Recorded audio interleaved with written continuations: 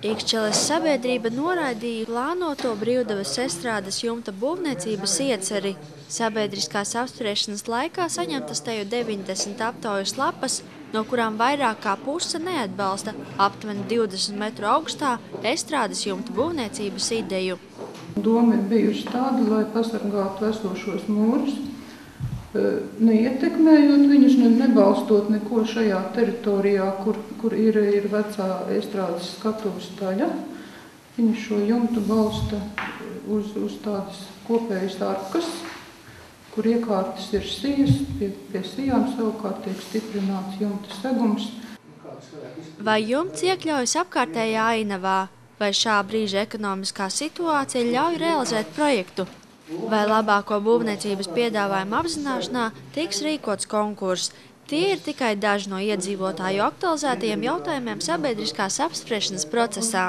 Mums šis variants, es izteiktu, mēs ar Zani bijām, ar skolēniem, mēs esam bijuši ar kolēģiem, viņš mums neko neatrisina. Viņš nosacīja tos vecos mūrus, un viņš ir nenormāli augsts un liels īstenībā. Es viņu arī neredzu, ka viņš tur iederās, jā.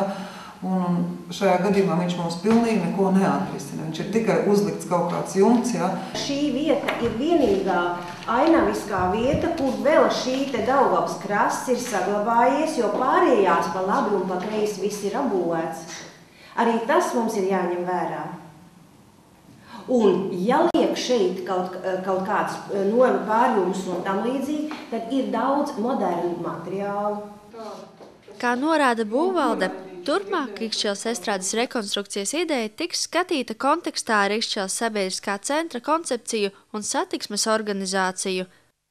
Novada domas priekšsēdētājs Induls Trapiņš norāda, ka visticamāk pie šī jautājuma varēs atgriezties nākamajā gadā, kad būs apstiprināts teritoriālais plānojums. Līdz tam būs nepieciešams sakārtot un atrisināt ar estrādes apsaimniekošanu saistīto sabiedrisko toalešu un palīgtelpu neesamību. Galīgais lēmums par Ikšķeles estrādes jumta būvniecības idejas atcelšanu tiks pieņemts trešdienas, 24. novembra Ikšķeles domes sēdē. Zanda Treško, Ogres televīzija.